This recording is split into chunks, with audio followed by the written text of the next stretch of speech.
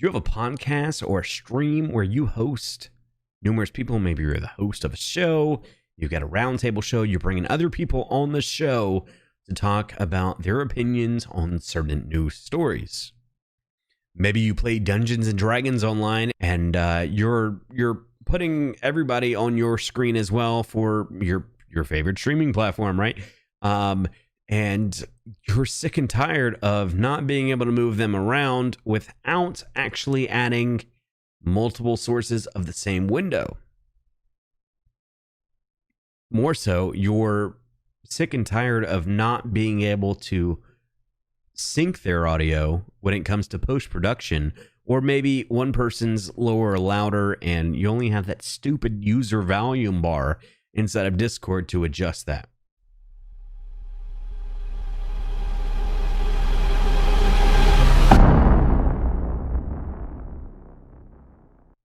Look, if you're new to the channel, I'm not a stream doctor. I'm not some kind of stream coach. It's really simple. I'm the international sensation. Your favorite follow. The definition of Twitch. This guy, Tighe Fighter X1.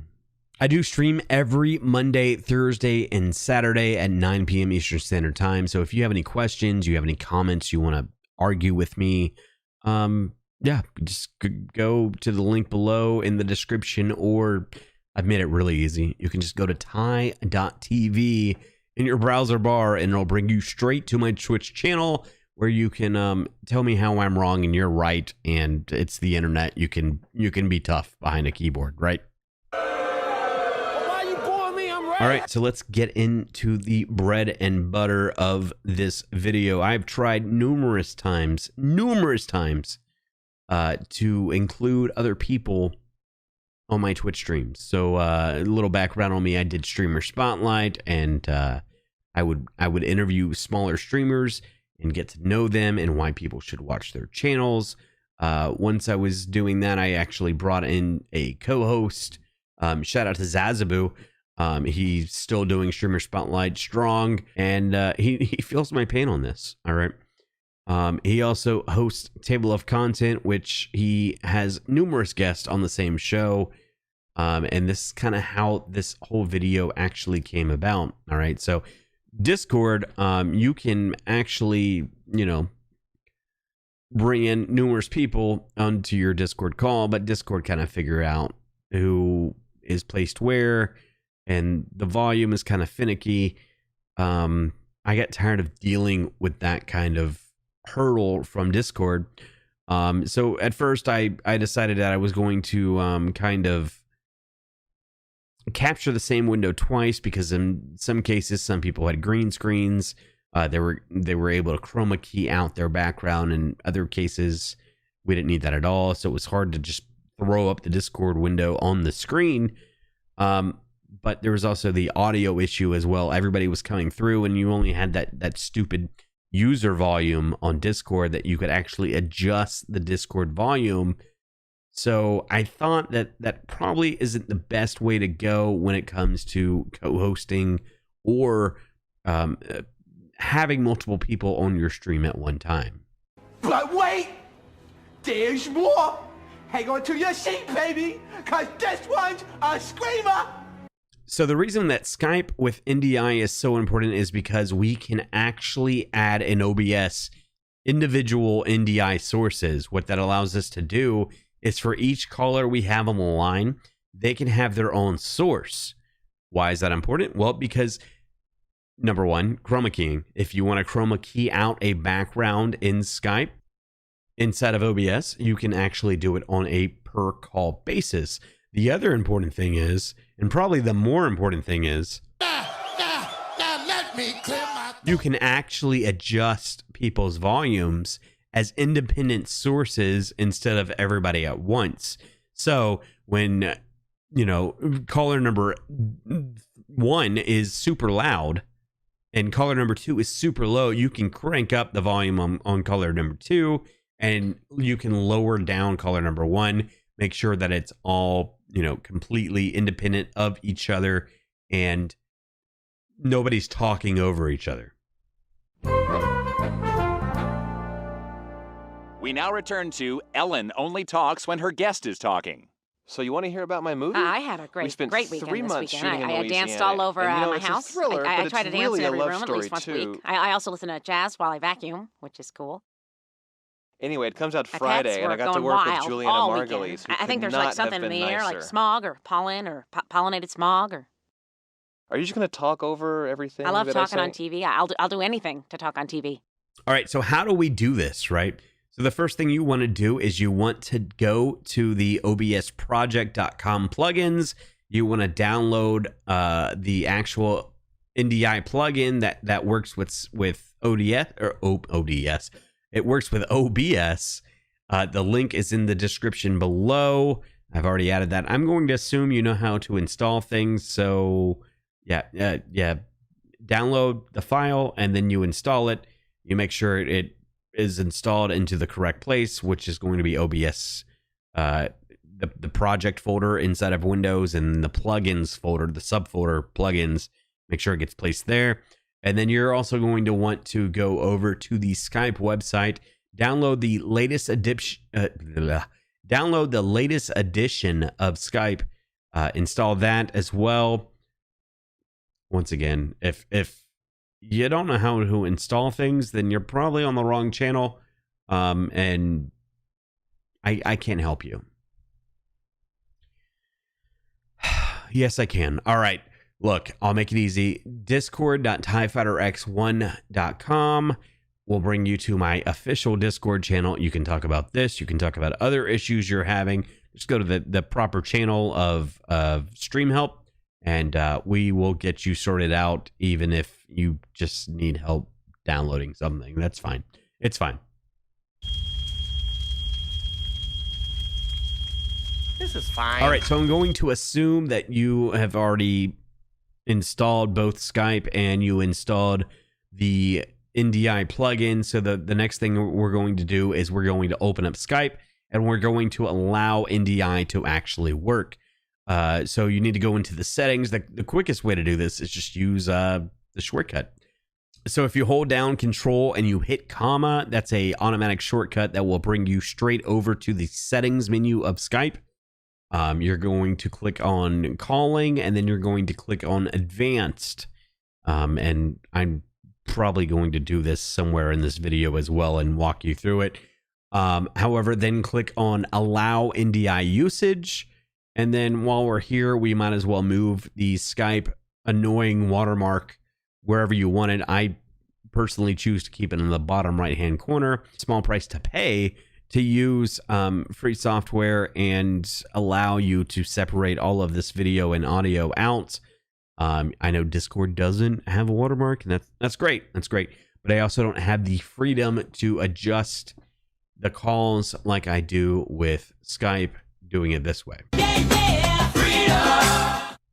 All right, so now we have Skype installed. We have the plugin installed. We're going to go ahead and open up OBS, and then we're going to go over and look at tools. Once you have it installed, you should be able to see it under the tools menu inside of OBS. Once you did that, you're going to start a Skype call, video call with one or more people, and then you're going to add a new source inside of OBS that is called a NDI source. Once you click OK, you're going to add your source name. And the source name can be either active caller, if it's just whoever the active speaking person is. That's going to trust Skype to figure out who's the most active person. If you have somebody vacuuming in the background, you want to make sure that you're probably not using active caller. You're probably picking the actual guest of your call. You can do that in the source. Select your caller. And then once you do that, you're going to just click OK, size them where you want them sized. If you want to add a chroma key to them, you can just right click, click filters, add a chroma key as usual. If you're not familiar with how that works, I'm going to be doing a whole chroma key video in the future. Make sure you subscribe to this channel so you get all of the tutorials in the future. Once you've added all of your sources, you're going to want to right click on all of them. You're going to want to go up to transform and then click on edit transform. Once you have edit transform open, you can go to the bounding box type. You want to make sure to select scale to inner bounds. And then once you do that, all of your Skype windows will be scaled to those inner bounds. And if something happens with their bandwidth speed, it's not going to adjust the size of the window that you're displaying that Skype call in. Otherwise, if you don't do that, if you or they drop a little bit of bandwidth, you're going to see that box actually resize while you're on the call with them. If you're only recording or live streaming this on Twitch and you're not going to post these to different distributions, you're done there. I personally record all of my podcasts for YouTube as well as posting them on all of the different podcast platforms. So this next trick is going to help those. Next thing you want to do is you want to go over to your audio mixer. You want to go to the advanced audio properties. So your first thing is your microphone, right? Every channel should be on tracks 1. Every other channel should be taken off 2, 3, 4, 5, and 6. And then you should put your own microphone on track 2. 3, 4, 5, and 6 should be reserved for your 4 guests of your podcast. If you have more than that, it's not really going to work here because you can't adjust the volume like you could with this is 4 people. However, if you have 5 people in your show, you're going to have to probably share tracks with somebody else, and audio issues are probably going to come up.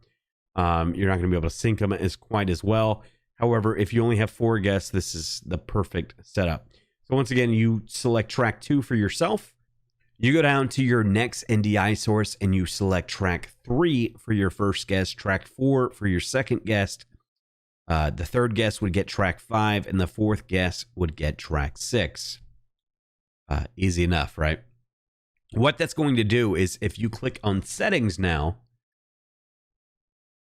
and you go over to the settings menu in OBS, if you go over to the output and you click on the recording tab, once you select those tracks, you can actually turn on multiples at one time. However, each track that you add here will be its own audio track when you export that MP4. Select all these boxes. This way you can sync up each audio track with each person that you have on your show independently, and you can crank them up or down depending on how loud their volume is and where they should be talking compared to others, because one of the worst things is somebody talking over TIE Fighter X1. You're now a pro podcaster. All right. Lots of value in this video. I look, I already know that you appreciate me, but make sure you let me know. Click that subscribe button and click the bell. Get notified when each new video comes up on YouTube. Once again, this is a new tutorial. I'm planning on doing a lot of these. So just let me know in the comments down below what you want to see, or hop on over in the Discord channel, discord.tiefighterx1.com. Let me know what you want to see there. Also, I stream every Monday, Thursday, and Saturday at 9 p.m. Eastern Standard Time. Feel free to pop in and tell me what value this video brought to you and what do you want to see next. Until next time.